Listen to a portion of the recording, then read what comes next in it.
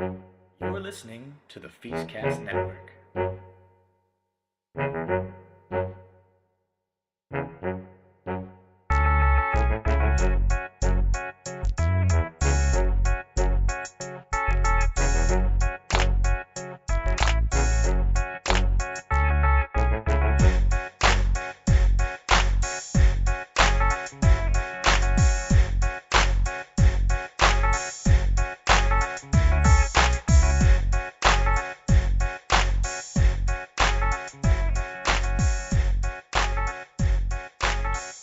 Welcome once again to Pop Goes the Academy. I'm Sean Ahern, and with me as always is Corrigan Vaughn. Say hi, Corrigan.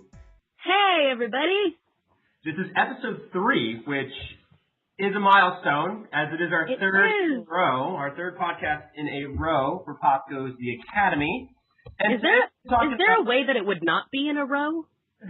I don't know, I don't know. I don't know. I'm just saying. I don't know if we split up our seasons like Doctor Who does, like 7 out of 6. I know. Bad zinger. That's fair. That's fair. Zinger. But today we're going to talk a little bit about E3, some of the controversial stuff that happened at E3 that didn't happen with the new consoles coming out.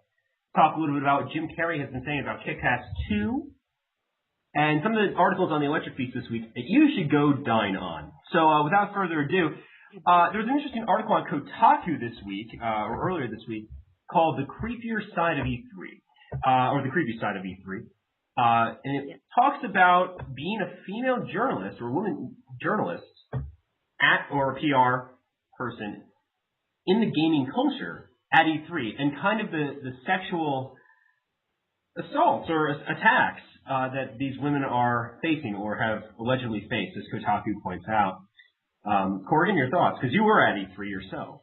Yeah, I was at E3, and it's interesting, I think at the end of this article, to sort of jump to the end of it, and then we'll go back through what she's talking about. Essentially, she's basically highlighting a bunch of these experiences that women have had at E3, including, someone who had a guy, try to stick a business card in her dress, another that had men, petting her and trying to kiss her neck, and a security guard who assaulted one woman, and, these things sound really crazy. At the end of the article, Tina Meany says that, she's experienced these sort of things as she's been a journalist in the gaming culture and everything, but she's been sort of afraid to talk about that because of the backlash that inevitably happens when a woman in the gaming culture speaks up about it and whatnot. I mean, obviously we see a lot of this on the internet, and the internet is full of trolls.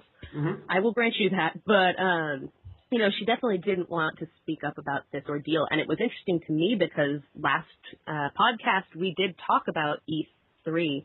And I had told you, Sean, before we, went on the air, so to speak, that I had found E3 to be a very creepy place to be a woman, and that I would recommend next time we send someone there that they would be, a male. Because I was experiencing a lot of that kind of stuff while I was there, that, I wasn't dressed particularly provocatively while I was there. Not that that's an excuse for anyone to, sexually assault or harass a woman, but just to give an idea that, I was just wearing, a t-shirt and a blazer and shorts. So, I was in no way dressed like I was like a booth babe or anything like that, but I had men walking by me, looking straight down my shirt and making comments about what they were seeing. They were looking at me, and the first one was that a guy looked down and said, "Marry me." I thought that was a little forward, considering I had not actually met him. We were just passing each other. And other guys would, they would look at me and they would, say things to the person walking next to them about me and about my rack and things like that. And it was very weird. Beyond that, you would get a lot of guys just staring. Maybe they wouldn't say anything, but they would very obviously, overtly stare at you. And it was just a very weird vibe as a female at this convention, and very different from anything I've experienced at, say, Comic-Con or Kamikaze or anything like that. I've never had that sort of very blatant objectification happen at a con before. So this article, I think, brings up some great points about what's going on at E3, and I think uncovers this sort of thing that a lot of guys try to pretend doesn't happen. One of the things that one of the commenters posters said was, the quote was, "Isn't the whole thing a little creepy? I can't imagine the smells that permeate that place. Stale Cheetos mixed with BO." Which, is funny or whatever, but I also don't think that further stigmatizing or reaffirming stereotypes of geeks is the way to stop this kind of behavior or attitude. One of the quotes from someone in the article was that they heard a guy say, if you can make a woman feel bad about herself, you can sleep with her. And I think dealing with that attitude is the most important part, because that says everything to me right there. If you can keep women feeling less than, they're at your disposal. And a woman who's secure in her looks and her personality and her job, her self-worth and all that, is not really going to be a fun plaything. So I think it's sort of about this sort of balancing of power and getting this gaming community sort of used to women not as a commodity and not trying to make us feel bad about ourselves and us not making them feel bad about themselves, by perpetuating this whole thing.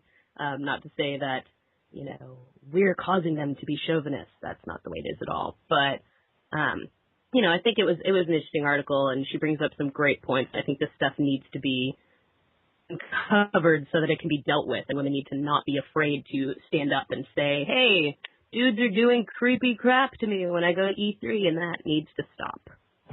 And Corrigan, all these points are totally awesome and straight on, right? And the article highlights them all. And what I think is interesting that you brought up is this idea of it not being okay, and then bringing up the comments, right? So there's this this interesting conflict. I see this on Kotaku or Deadspin or a lot of the Gawker-esque kind of blogs. So just I think that the comments on this story are interesting because it reminds me of kind of the stuff I saw on Deadspin which is another Gawker site for sports, about Joe Torre's daughter, who recently saved a baby from a window in Brooklyn, falling out of like a 2-story window. Caught her.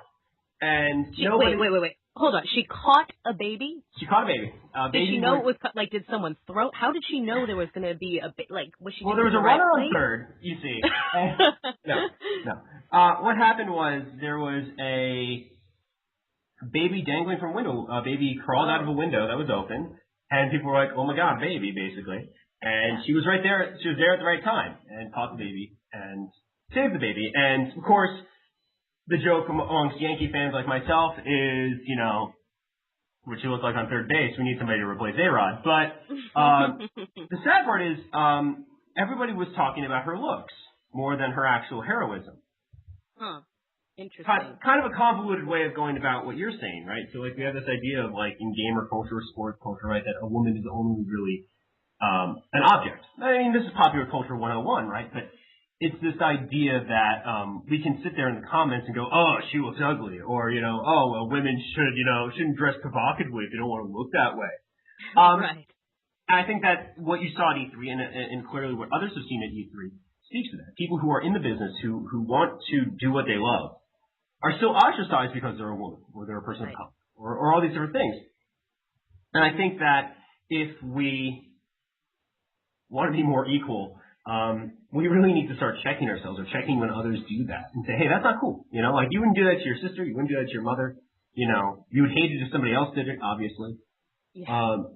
And we need to start thinking a little more progressively in that respect. And I think nerd culture is a great way to kind of, not a litmus test, but it's a good way to look at the world and say, all right, so these are our issues when it comes to gender policies. Because I think, no offense, because I myself am a bit of an introvert and a bit of a nerd. But I think, amen, right? But I think there is a part of this, our population who, as being ostracized from many parts of their lives, and they find something that they can hold on to and become a part of the community, it's very much the same kind of culture we see in sports culture and jock culture in high school. It's just, instead of sports, it's fact-based. It's having this set of knowledge that sets me apart from everybody else and makes me better.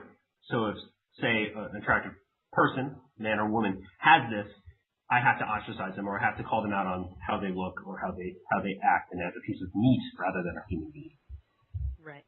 Yeah, absolutely. And I met up with a friend from college while I was there, who is, working in a tech startup and very successful and extremely knowledgeable. I mean, she's a brilliant person. She was, top of our class when we were in college and has continued to just be an astounding person. But she was talking about, she's a gorgeous blonde girl who, if you just look at her, you think Malibu Barbie, and she's beautiful. And when she walks into, a meeting with guys, often, they will say out loud things about her looks or about not thinking that she's qualified for what she's supposed to be doing there, or they'll ignore her when she knows much more than anyone else in the room.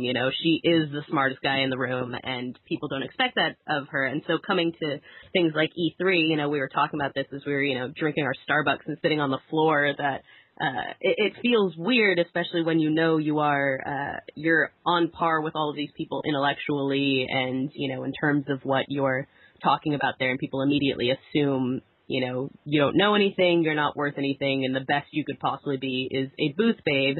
And I think probably a lot of the booth babes know what they're talking about as well, and it's devaluing what they are and what they do to just assume that all they can be is a D cup, and that makes them, somehow worthy of groping and of, treating like pieces of meat. So I think it really is sort of a window on culture when you get to see this. I think we kind of tend to separate this out into like a geek culture or nerd culture problem.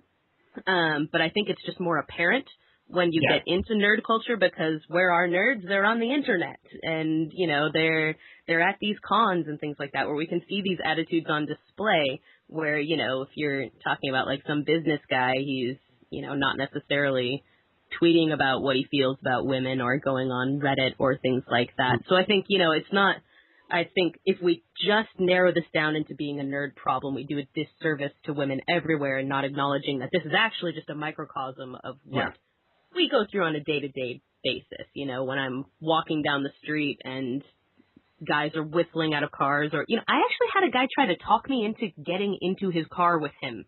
I was 23 years old. I was a little old for that trick. Yeah.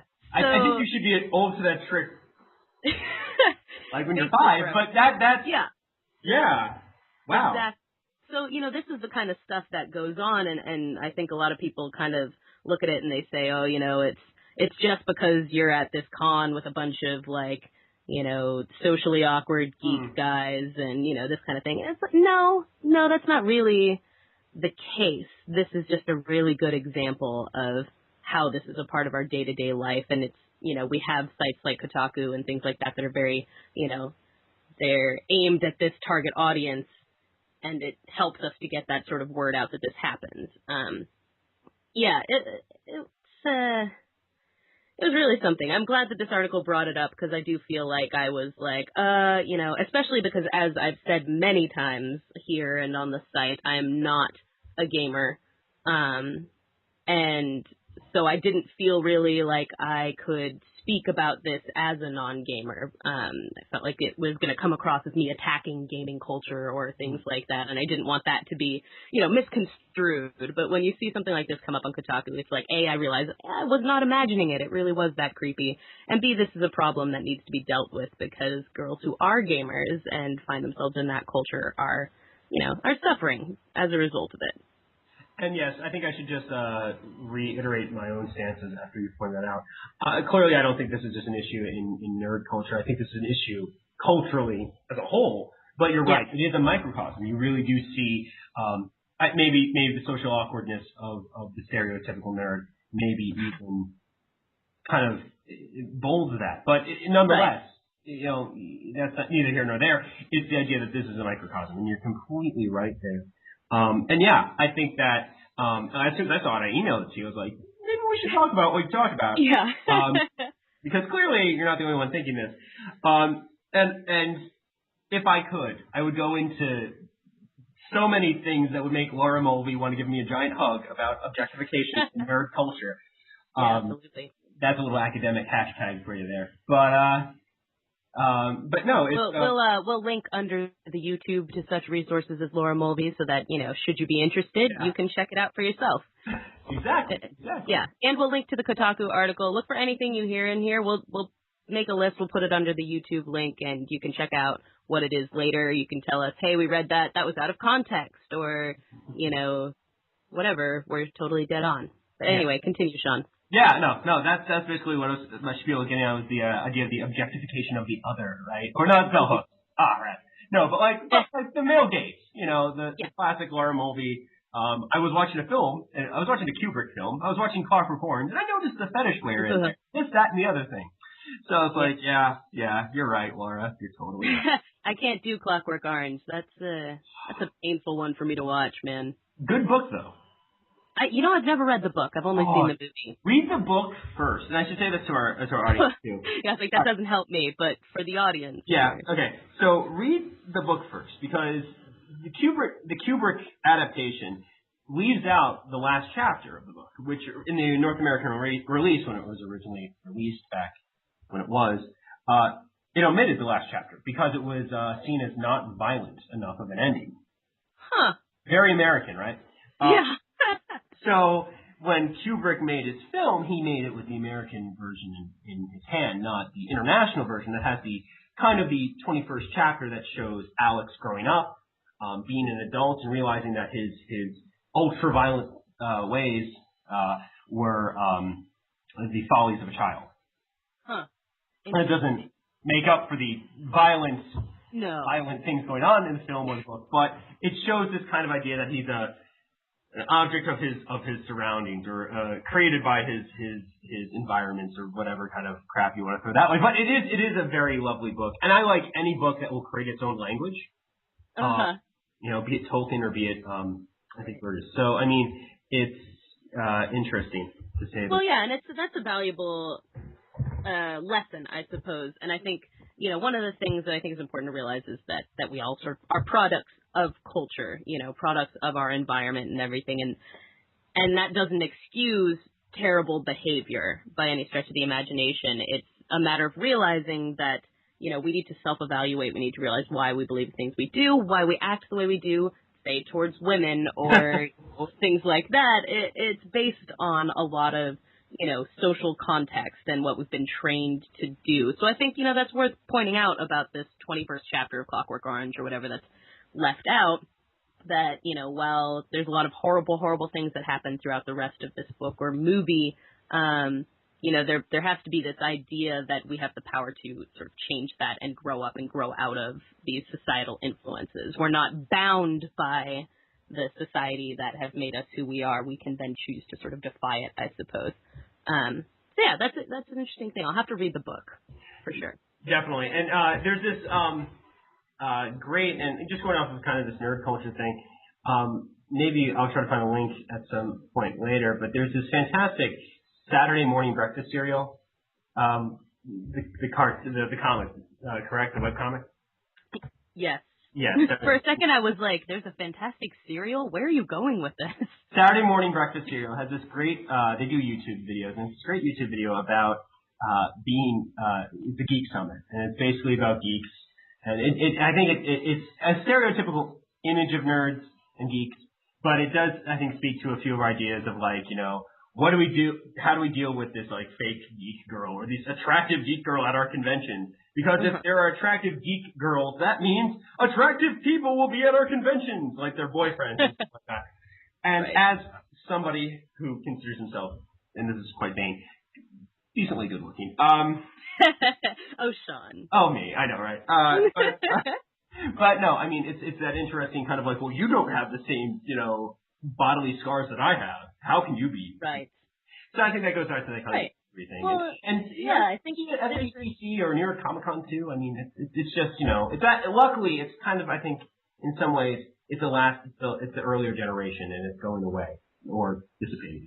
Yeah, or at least that's kind of what we hope. But I think, you bring up a great point about that, not having the scars that I do or things like that. There's this kind of, I think, it's an emphasis on what people look like and things like that. And I think that a lot of people within geek culture sort of, and it's the stereotype of geeks for one thing. And I think a lot of, geek nerd people who self-identify as that fit into that, oh, you're overweight or you have acne or things like that, as if that's the only possible struggle one could have that could make them feel lonely or different or things like that, when there's really a lot of different reasons why people might feel like they're outside or other in a community and want to be accepted and embraced into geek community. You know, being like, you know, ridiculously good looking doesn't mean that, you know, you can't have other issues in your life that have caused you to, you know, want to be embraced by geek culture. And further, you might just like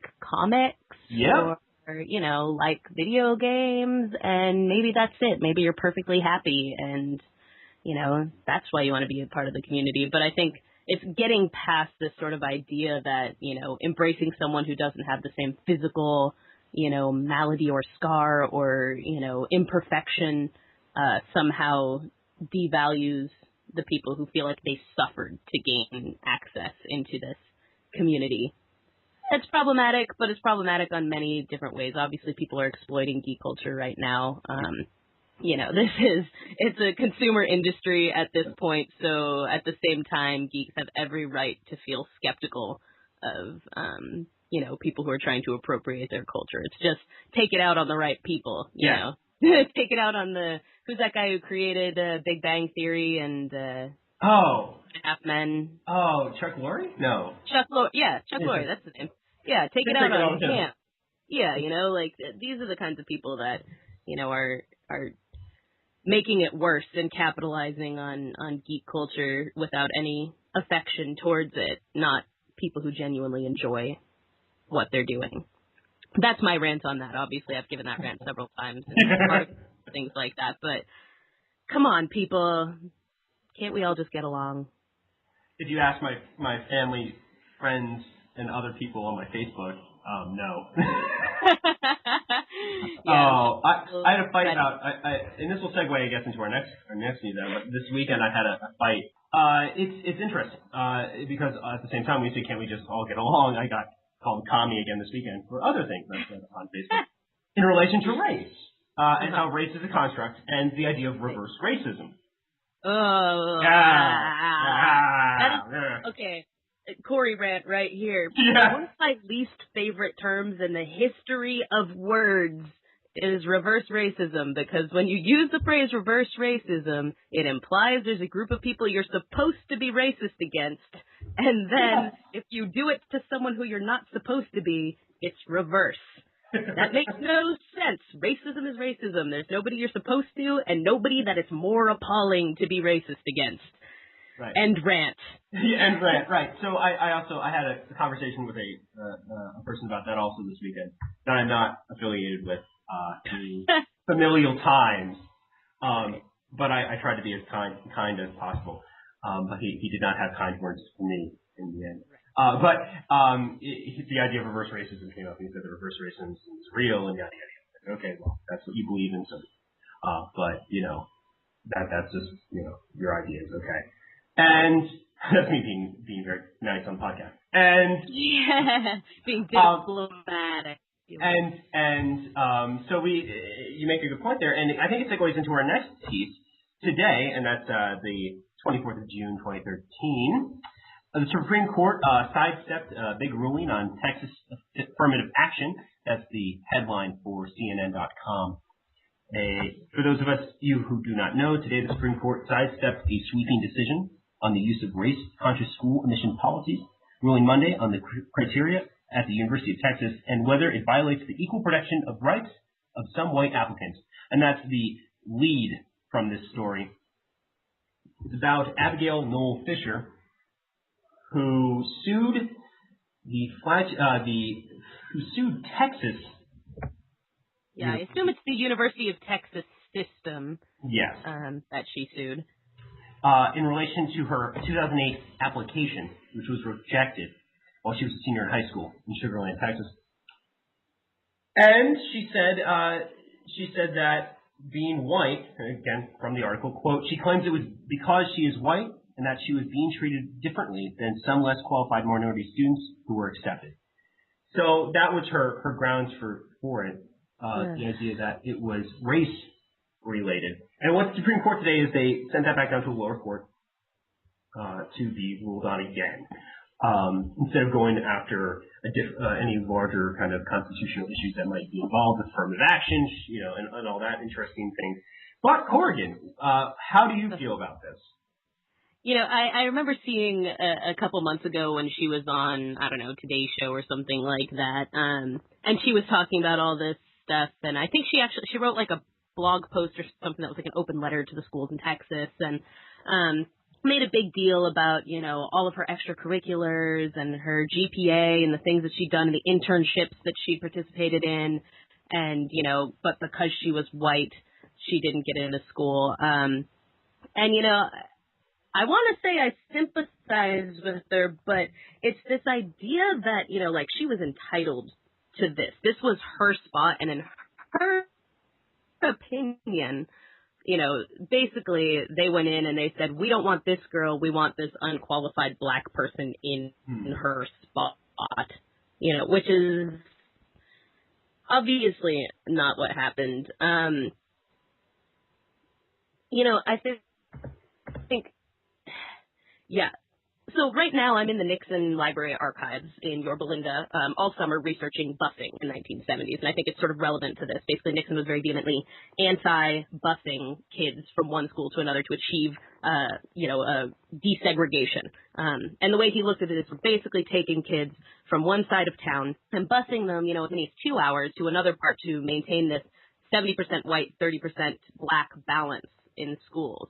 And what he was saying essentially is, this sucks. We shouldn't be taking kids across town. They should be able to be in their neighborhood schools. What we need to do is fund the neighborhood schools in these black areas so that they can then, have the quality of education that these people in the white schools are. Let's not worry about, desegregation per se, as much as that needed to happen. He's saying, okay, we need to find a way to fund these lower schools instead of just saying we're fixing the problem by doing an arbitrary mix of black and white students. Now, obviously, there are a lot of motivations that aren't acknowledged there. And when Nixon gave a televised speech about this in 1972, he acknowledged that there were a lot of people who did not want busing because they were racist, and they did not want, blacks and whites going together. So this was an issue. But I think, what this girl suing UT Austin is doing is she's ignoring the fact that schools are still unequal, and they're not giving what she sees as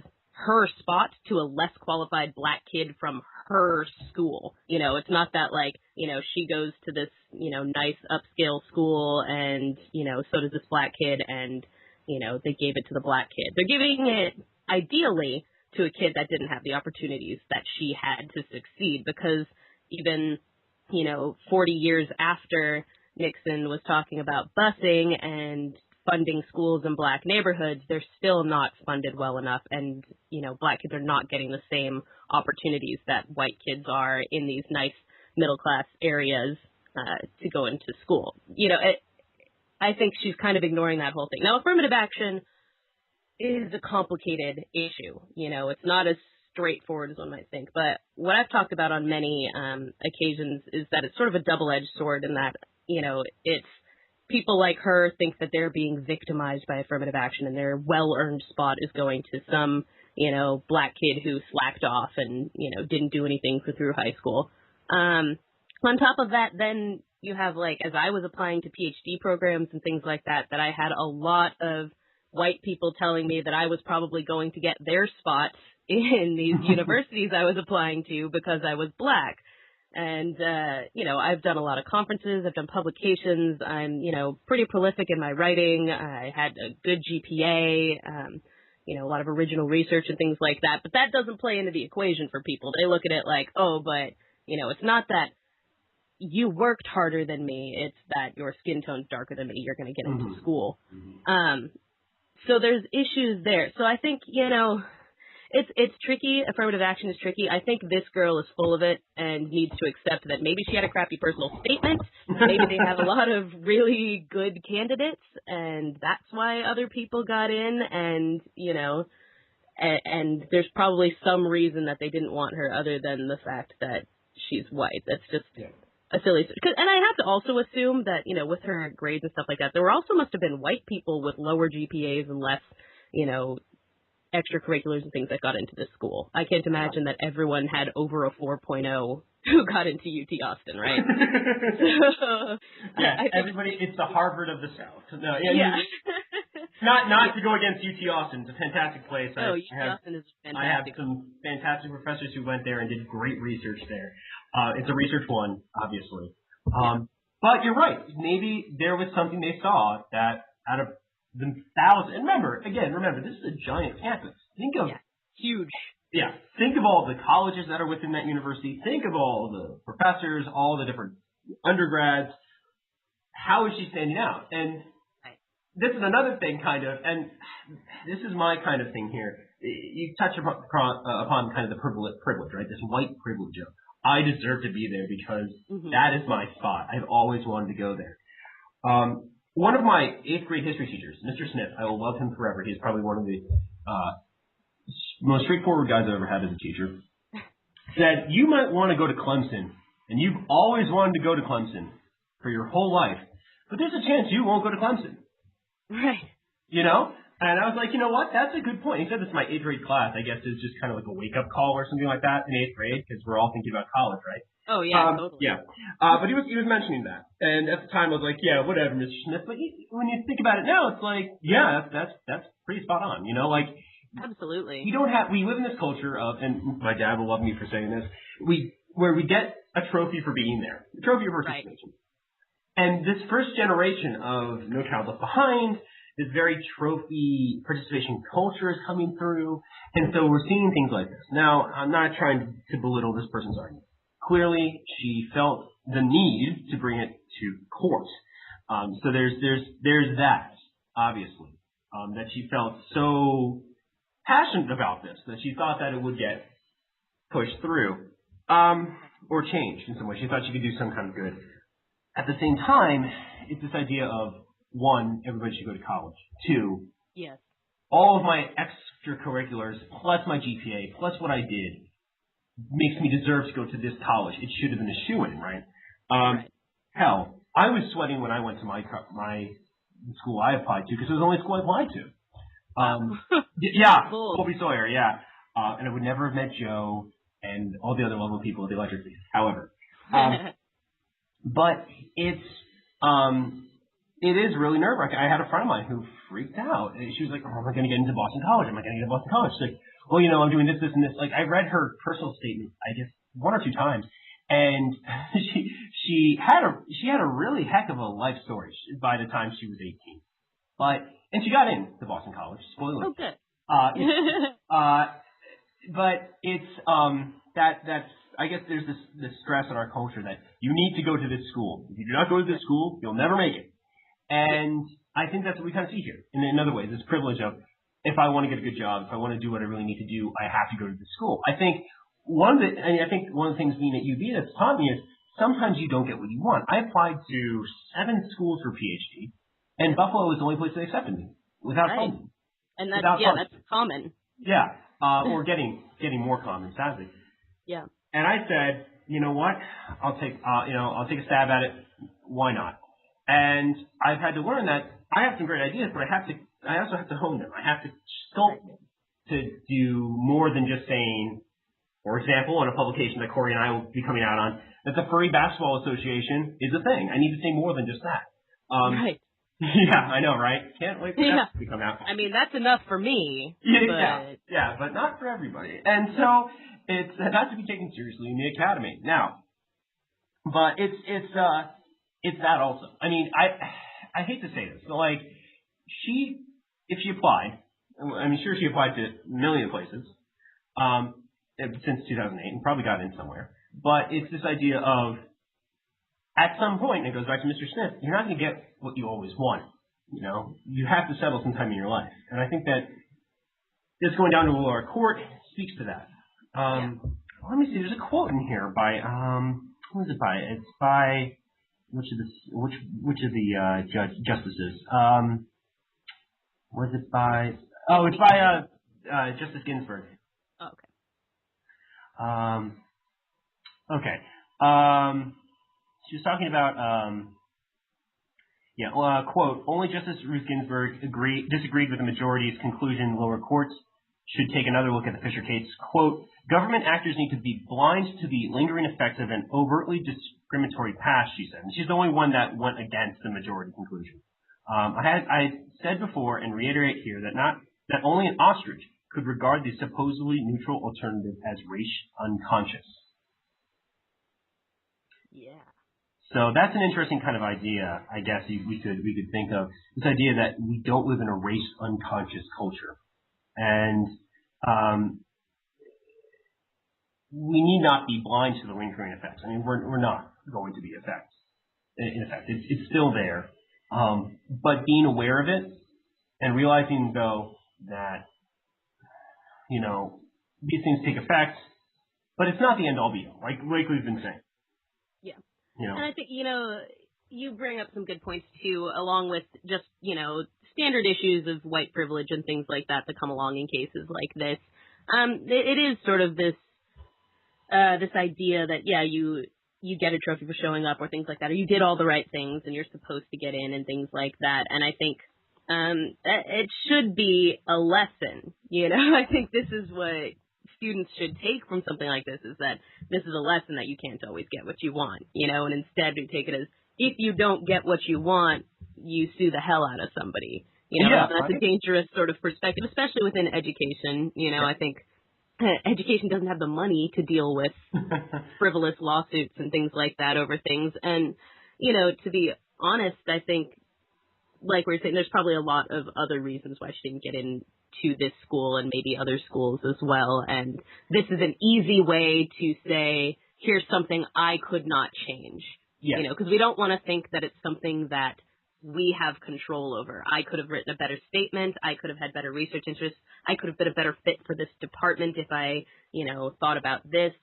That's too much. We don't want to acknowledge what it is that didn't make us a good fit in this. And, applying to PhD programs really humble you that way, and you find like people telling you, oh, you would be a shoo-in for this. Like you're supposed to just, just who you are, by virtue of who you are, should have gotten you there. And this girl is now realizing that's not how it works. And instead of then taking that opportunity to make herself better or more suitable for the college process, she instead decided to say, this has nothing to do with my merits. This is only my skin, and I think it's funny to sort of make that argument and say that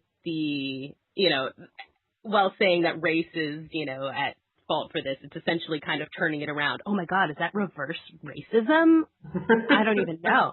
But to make that sort of argument is what she's saying, black people are doing essentially, or people of color are doing is, they think that they should just get in by virtue of their skin color and they don't have to work as hard as I do. Well, what are you saying? If that's the case, I'm as pale as they come and I should be working at Goldman Sachs by now. Yeah, basically. You've earned it for sure. Because right? You're one pasty dude, my friend. I thank you. But no, I mean that's really what it comes down to. And I guess I kind of think about it. I just watched the other day. I watched a documentary on Lolo Jones, who is a fantastic hurdler and hopefully a future wife someday. And I think she's gone through a lot in her running to be a hurdler in the Olympics, to bobsled in the Olympics, and surgery on her spine and all this crazy stuff. But I think one example of this is she was favored to get gold in Beijing, and she tripped on the penultimate hurdle in the finals and finished 7th because hurdles are very hard. As a former guy who hurdled, very hard to do hurdles under pressure, and you have to have. Yeah, those things are no joke. And she was dirty. I mean, she's a dirty hurdler. Like, oh my God. I don't know what that means. Can you? To quote, she's good. Like, okay. If you watch her hurdling, her motions, I mean, her her trail leg, and just like the way she moves is just insane. Okay. And this is a really good documentary. It's on Netflix for Lolo Jones. And I mean, she came down a little too close on the last hurdle. They were coming up too quick, she said, which means that her pacing was off when she was going over the hurdles. Her steps were off. Among other things, probably. There's a million different things. And you really have to be a master of hurdles. Like, it is the kind of event that you have to master over a lifetime. And I think that her struggle is a good example of this. I mean, just because you're there doesn't mean that you get the goal. You still have to do work. You can be the best in the world and you still have to do work. Yeah, and she was aware of that. I think, and she came back, she was super humble about it. She's like, I want to come back next year. And I mean, she finished 4th in the world at London, but now she's also on the American bobsled team, and I mean, there's this idea of you have to have a work ethic. And mind you, Abigail Noel Fisher clearly had a work ethic. Oh, absolutely. There's no denying that. But who knows that maybe her personal statement had, Comic Sans, or something like that. Or maybe maybe one of her recommendations didn't get their letter in, I mean. Right.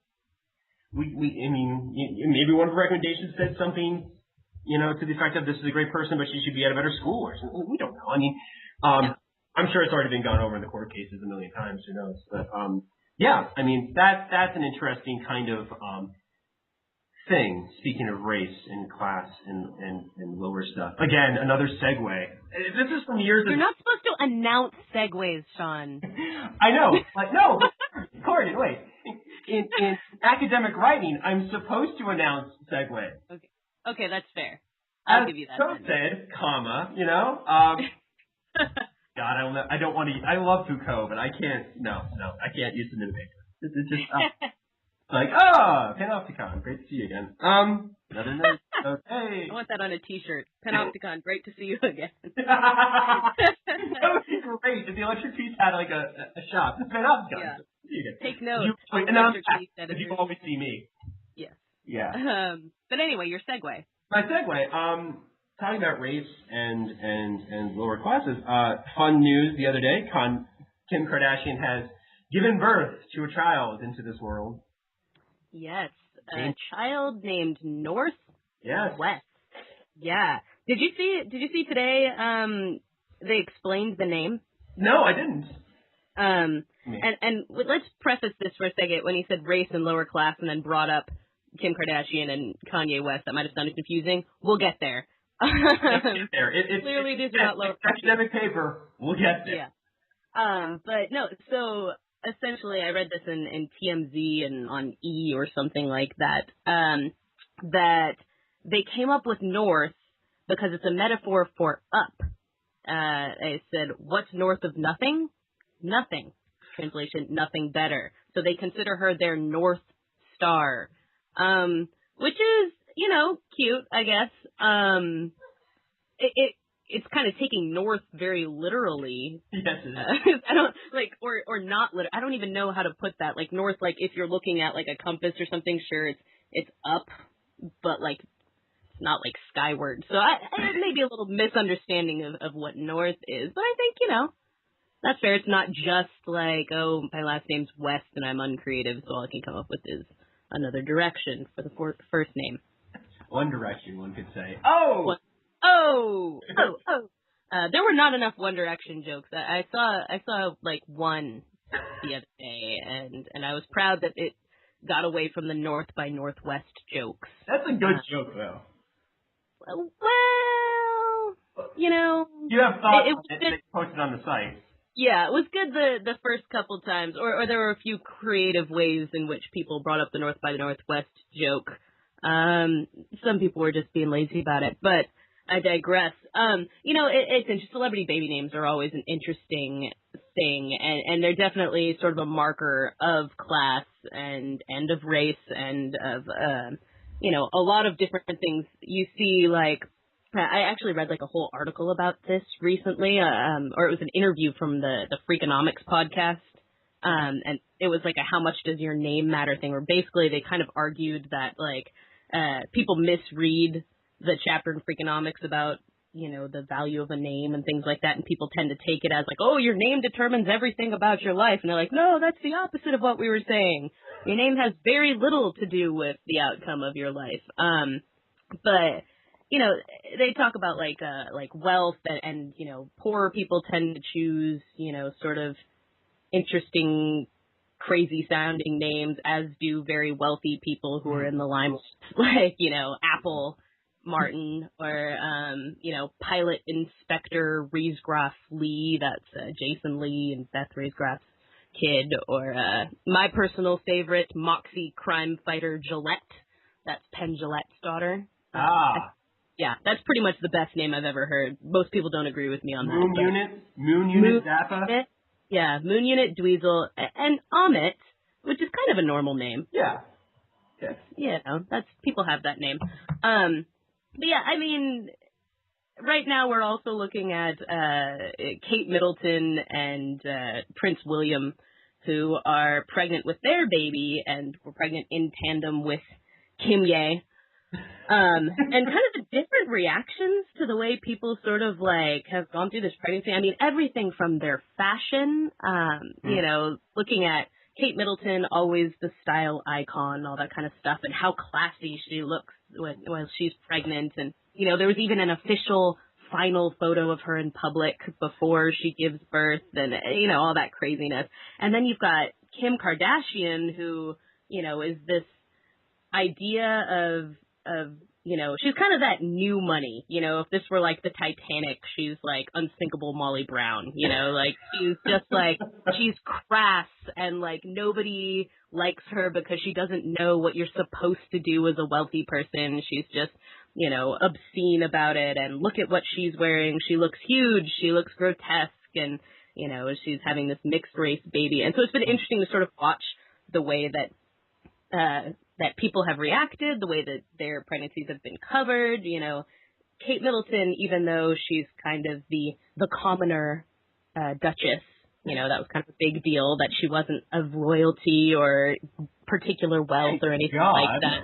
But, you know, even though she's a commoner, she's very quickly, you know, was absorbed into this upper class thing by virtue of the way that she dressed, the way that she talked, her education and things like that. And then you've got Kim and Kanye, who sort of represent the exact opposite of that to people. And it's, you know, it's hard not to notice the sort of latent racism and classism wrapped up in the, you know, discourse surrounding those two different couples and their pregnancies.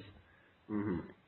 Well, I think it's interesting when you think of, when you said Kate Middleton is kind of like this commoner. You know what? If there's one thing the royal family needs, is a little more like commoner DNA, if you know what I mean. Yeah. But maybe like a little less than like Prince Harry's trying to bring into it. Yeah. Oh, yeah. Good point. Valid point. That guy is like this close to like assassinating his whole unit one of these days. Like he is just like.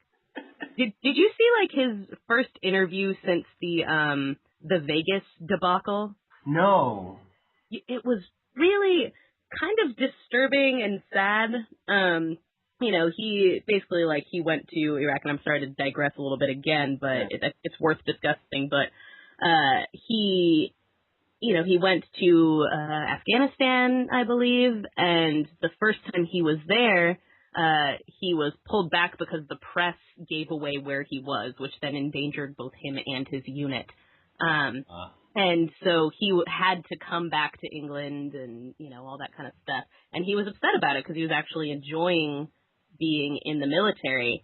And so then, you know, he's obviously been in the spotlight, the death of his mother and all this kind of stuff. And he sees basically the media as having murdered his mom.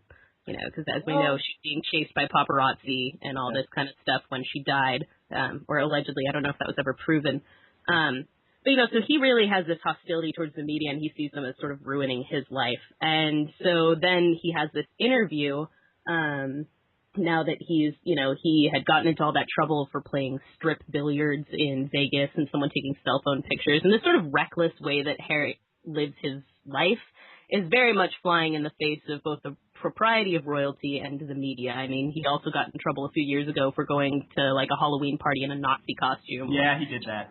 Yeah, he's flouting, you know, the rules of what he's doing. So now he's in Afghanistan again, or Iraq, and he admits that he's killed people. He's, you know, admits that he loves it there. He never wants to go home, and it's very dark for the royal family, you know, for what they're supposed to be. And in such stark contrast, again, to who, you know, the Duke and Duchess of Cambridge are, who come across as this perfect royal couple, despite her not being of royalty or of any particular, you know, great background. You know, they come across as being just so fit to be king and queen, you know. And one day he'll be king, yes. Yes. One day. One day. But Harry will never be. Yeah. And I feel like, you know, that's for the best. For sure. That's just a good thing. Yeah, he's just a little unhinged. I feel for the guy, you know. I think it's like his youth is PTSD in and of itself. Yes. And then he's adding war to it as if that's some sort of cure-all to. But no, you're right though. I mean, but it's just I guess to go back to it, it's interesting, right? So we have Kate Middleton, who and I actually saw this on a CBS the other day. There's this interesting you see a photo on I think it's People or one of those gossip sites. And it's Kim Kardashian clearly pregnant, wearing something to hide the fact she's pregnant. And they're like, look at how fat Kim is. And then they have a picture of Kate Middleton. She's and she's all waify and it clearly has a little bit of a baby bump. They're like, Kate Middleton's pregnant. Oh dear, aren't we so happy? It's wow. And I think a lot of that comes back to, if we remember, much like Paris Hilton, Kim Kardashian came to the popular imagination through a sex tape. It's true, yeah. So when we think of Kim Kardashian, we see her as this sex icon. We see her as this thing, right? This reality TV star. And we see Kate Middleton as just coming out of nowhere, out of the vapor. Even though Pippa is a little, she's a little more, I don't know what the word is for that, but she's more upfront with her sexuality, I suppose. Yeah. Than her sister, right? I'm getting that right. And we imagine as if Kate Middleton is this virginal woman coming into their marriage and stuff. And in reality, she and William lived together in college and beyond and things like that. But we're very good at pretending this, beautiful waifish style icon is just, the perfect little flower and whatever is all wrapped up in that idea of what a woman should be. Especially one with the power of being royalty. Yes. Whereas Kim isn't in America we don't have royalty. Well, okay, that's debatable. But we have the Kennedys, obviously. Yes, we have the Kennedys, and since it's a New England-centric website we write for, they are royalty, much like Bobby Orr and Tom Brady. Even though that pains me to say the last name. God, I hate that man. Anyway, but it is that though. You see Kim Kardashian, right? And we it must be. It's not an American thing because the English do this to their celebs too. Which is absolutely the female body, right? But it's interesting, right? Also, I think Kanye's trying to one up Jay-Z. Blue Ivy. That's a good name. Yeah. No? Yeah, they've got that going for it. But see, Northwest has a theme. Is Blue Ivy a thing? It's true, but do you think Blue Ivy will get signed to Rocca first, though? That's yet to be seen. But as everyone pointed out, Northwest is set up for a fragrance line. Yes. North by Northwest. Ugh. I know, right? Wouldn't it be great if she said polar north? Oh, what's the scientific term of north? Magnetic by north. Oh yeah. By north. Right. I just want her to completely rebel and start going by something south. Completely different. Yeah, south. She goes southwest. I don't know. Well, this is what I think about. In high school, when these kids get to high school age, right? Are they going to be sitting there and the first jock bro that's going to see North or anybody like that is going to be oh, you dropped the ball there, North. You're pretty south today. High five, bro. And or Apple. It's Apple. You're pretty fruity today. Oh, sick burn. Yeah, you've got a point. Although I sometimes wonder that, because kids have such, all over the place names at this point, if people won't even, think of it anymore. It's just going to be oh, there's, 12 apples in this class. You know what I mean? It's going to be Katie. It's yes. Can I go over to Apple's house? Apple S or Apple M? No, Mom, Apple R. You know what I mean? Who knows? I always found it great that I was one of 3 Seans in the hall of all of my school, but I was S-E-A-N. The other was S-H-A-W-N, and then somebody was S-H-U-N. I was all right. Cool, holding out the Catholic part of the school. Yeah. I think we had a lot of Seans of all kinds. Yeah. Greenfield, Mass Elementary School. Not too many Corrigans, though. Just me. You were in Massachusetts, too. That's to be expected. Yeah. My sister, my siblings got so lucky. They got to be Eric, Zach, Devin, and Aaron. And I got Corrigan. Take that, Moxie crime fighter. Is that a really hard one for teachers to say? Corrigan? Yeah. I had a data analysis teacher in college because I'm too stupid for statistics class, and she called me Corrigan. And there were two girls in my French class called me Corrigan all semester too, and I never want to correct people because it's awkward. But my data teacher had like this really shrill voice, and she mispronounced both my name and the guy after me. His was way worse. So my name's Corrigan Owlboy Vaughn, right? He was Carrie Bonus. Every day it was Corrigan Owlboy Vaughn, Carrie Bonus. And I felt for him because Corrigan's a lot better than Bone Ass. That's true. You sounded like an herb. Yeah. Good. That's true. Yeah. Yeah. I got seen a lot. That always frustrated me. I was like, the hell? And then the weather guy in Arizona was like, Seen Laughlin. I was like, you son of a bitch. Like, and I met him a couple times. Yeah. And I would meet him at like random places. Like I saw him at a hotel, like on a ski trip. My parents were skiing. I was not. And he was getting like breakfast at the Continental Breakfast. I was like, you're Seen McLaughlin. And he's like, yes, I am. And I was like, my name's Sean. You bastard. Yeah, that's what I was. I pulled up my knife and we had a knife fight. No, I mean, it's like, we sat there and I was like, yeah, you've made my life terrible. He's like, why? I'm like, I spell my name S-E-A-N. My name's Sean. And he's like, oh, I'm sorry. I was like, yeah, go report in the weather. I don't like That's like an Office Space issue, you know? Why should I change my name? He's the one who sucks. Yes, exactly. Yeah. Seen is not a name. Sean is a name. Yeah. Anyway. So names, that's how we feel about them. That's how we feel about them. Anyway, yeah, that's what we've got, I think. We talked a lot. Oh, did we miss it? Oh my gosh, I am so sorry. How could I forget about good old Jim Carrey? Today, Jim Carrey announced that he's distancing himself from Kick-Ass 2 because he feels that it's too violent, and in the light of Sandy Hook, he can no longer support the film.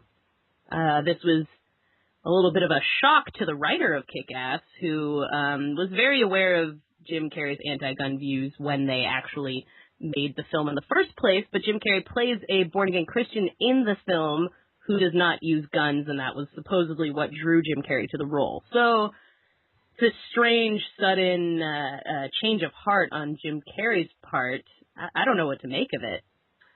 I think it's interesting that both Carrey and Millar, Mark Millar, the writer of Kick-Ass, the comic book, were being nice about it, like talking to each other about it. They're not sitting there like, well, Carrey's full of shit, or like Millar's like, oh, he doesn't know what he's talking about. No, they're sitting there saying like, I mean, this is right from your article.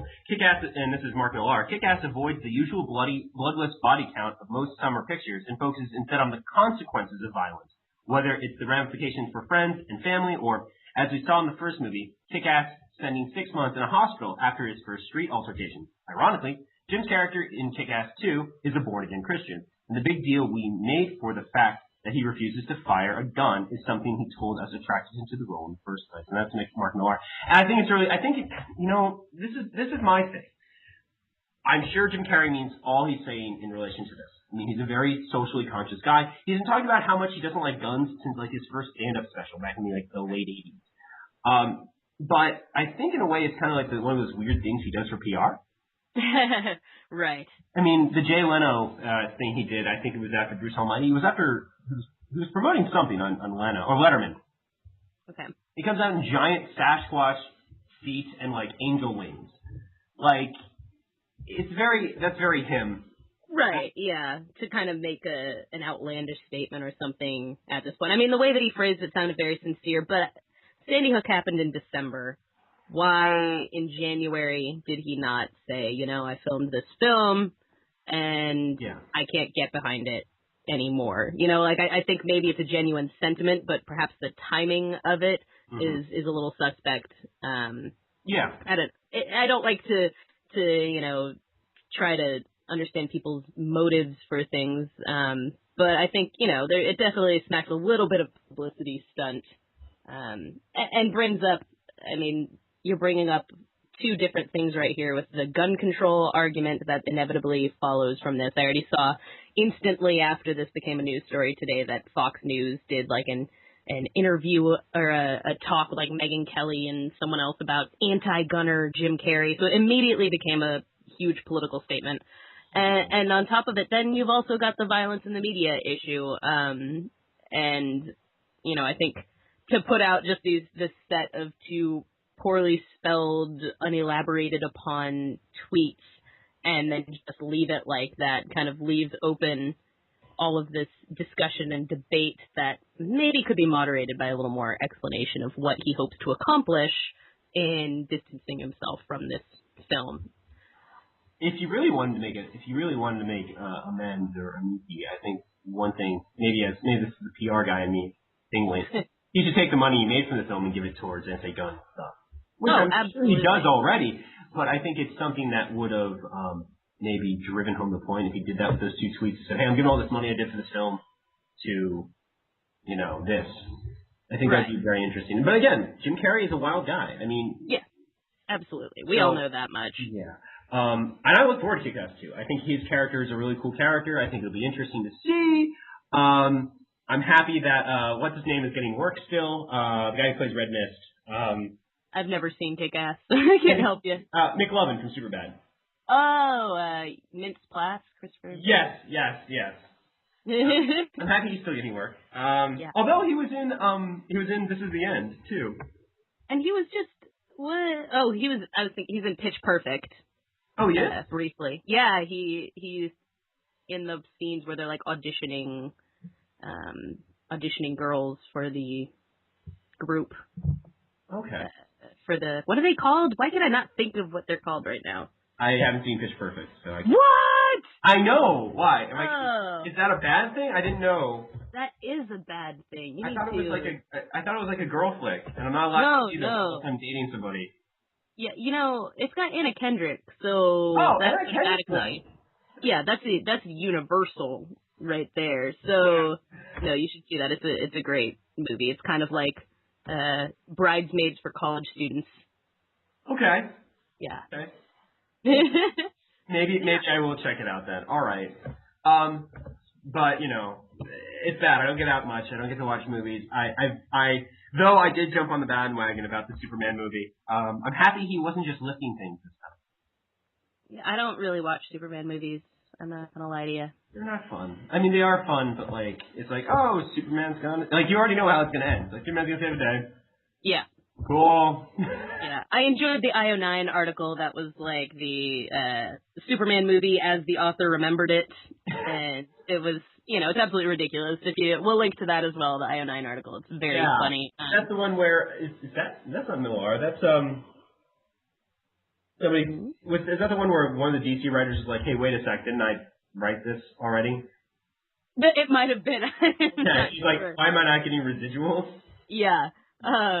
I'm not sure, but it's a pretty great article, and you know, I watched a lot of Smallville, but I'm not a huge Superman fan, so I'm not attached to it. I know for some people that's you know, it's blasphemy to rip on this movie. But I gave up on DC after I saw the reviews. Yeah. Yeah, that's understandable. I'm a DC fanboy, and I love DC, and one of my favorite comics ever was the New Teen Titans with George Perez and Marv Wolfman. And also known as it basically is the poor man's Uncanny X-Men of the 80s. For those of you who like John Byrne and Chris Claremont. But I really liked it. I mean, it was what got me through middle school and high school, and I love the DC canon. New 52 plus this in the last Batman movie, totally out of it. Yeah, I was gonna say, I think, you know, New 52 definitely made some ill will amongst a lot of DC fans, and then adding the last Batman movie, which was largely, you know, obviously a success on the monetary scale, but also was kind of a flop in terms of the way that it was received by both fans of DC and Batman, and, you know, just critics in general. Kind of thought, WTF, mate. So yeah, I think you probably have every right to be a little disillusioned by DC at the moment. Might just be age. I don't know. Yeah, you know, that's always a possibility. I don't know. I read a lot different comics than I, was into when I was a kid. That's for sure. I just read Fun Home. Speaking of comics that I probably wouldn't have been allowed to read as a kid. Yeah. Oh, for sure. Novel that people should read over the age of 18. But I mean, yeah. I mean, it's interesting. Actually, let's finish with this. Speaking of reading, what are you reading this summer, real quick, Cor? Oh yeah, I just started Neil Gaiman's latest one, The Ocean at the End of the Lane. Okay. So far, it's great. It's in the Neil Gaiman styling. It's exactly what you expect from Neil Gaiman, and it's got that sort of intrigue where you're not entirely sure what's going on, but something fantastic is happening, and that you're about to be, taken into this weird mingling of the real world and fantasy. And it's a lot of fun, I think, because he sort of grounds things so much in the real world that it doesn't necessarily feel like a straight fantasy novel in the way a lot can. So you just sort of feel like maybe secretly our own world has these kinds of cool elements of, maybe fairies and ghosts and gods and things like that we're not aware of. It makes it perfectly reasonable when you read a Neil Gaiman book. So I'm enjoying that. How about you? I'm reading Glenn Duncan's The Last Werewolf. A friend of mine gave it to me to read back in October, and I've been slowly whittling away with it. And then academia happened, and I stopped reading. But it's basically about the last werewolf, as the title suggests. It's about his basically finding out that he's the last one of his kind alive, and figuring out if he wants to keep fighting this good fight against this organization who wants him dead, people who fight demons and such. How that's going to go down. How it affects those around him, how he, if he wants to keep going on, if he doesn't. I haven't gotten through it yet. It's a brilliantly well written book. Glenn Duncan's a fantastic author. Very, very great descriptions of the body. Very sexual. Obviously, monsters in our culture have a very big sexual connotation. And it's very good. I like that. I'm also trying to get into V for Vendetta. It's the one Alan Moore I've never read. Okay. Yeah, I know. I'm a big comic guy, but I was like, never read V for Vendetta. I've never seen the movie, so between the two of us. Yeah, I've read Watchmen, obviously. I read Lost Girls, which I think scarred me a little bit. Because I should have taken Alan Moore's advice when he said this is pornography. I was like, oh, okay, read it, tried a little. But again, ask your parents before reading that. But I mean, I've obviously read League of the Extraordinary Gentlemen, and I love that series, and even the Black Dossier, which melted my brain, I still love. But I haven't read V for Vendetta, and the reason I picked it up was because at PCA I was at a BDSM panel. I was at a fetish alt sex panel. And I saw Doesn't academia sound like fun, you guys? I know, right? You get to see all these interesting things. And what they did at this panel was they talked about V for Vendetta, and they talked about the erotic novel, The Story of O. And they talked about the idea of freedom in repression or freedom in submission. So the idea of V's sidekick in the book finds freedom in her own submission to her fears and her own. She gets imprisoned at one point in the book, and she finds not joy, but she finds closure and finds strength in that. And it's the same thing with Story of O. The idea of being throughout the book. It's the idea of I mean, it has its issues obviously and other effects, but the idea of this presenter talked about was the idea that through pure objectification and pure submission, one can find true freedom in their own identity. So it was an interesting, and I'm probably summarizing that very badly, but it was an interesting argument, and it made me go, I should probably read this book at some point. Yeah. It's a heady text, obviously, it's Alan Moore, but, it's good Alan Moore. So it's before Alan Moore went totally crazy, and started writing stuff like The Black Dossier and Lost Girls. And mind you, great pieces of literature, but will melt your brain. So I'm very happy to be probably reading that soon. And of course, it's the Guy Fawkes mask. Most people know from Anonymous and obviously from Guy Fawkes trying to blow up Parliament, but it was popularized through V for Vendetta. Yes, indeed it was. So that's what I'm reading. But yeah, that's what's going on. Closing thoughts, Corrigan. Oh man, it's been quite a podcast today. I think we've covered a lot of ground. Like I said, we'll be putting all of our links into the YouTube, so you can check out what the heck we're talking about, and hopefully learn a few things maybe. And feel free to argue with us. Yeah, that's it for this week. I'm Corrigan Vaughn. I like you guys a lot. I'm Sean Ahern, and I like you guys a lot too. Aw, this is very sweet. Till next time. Bye-bye.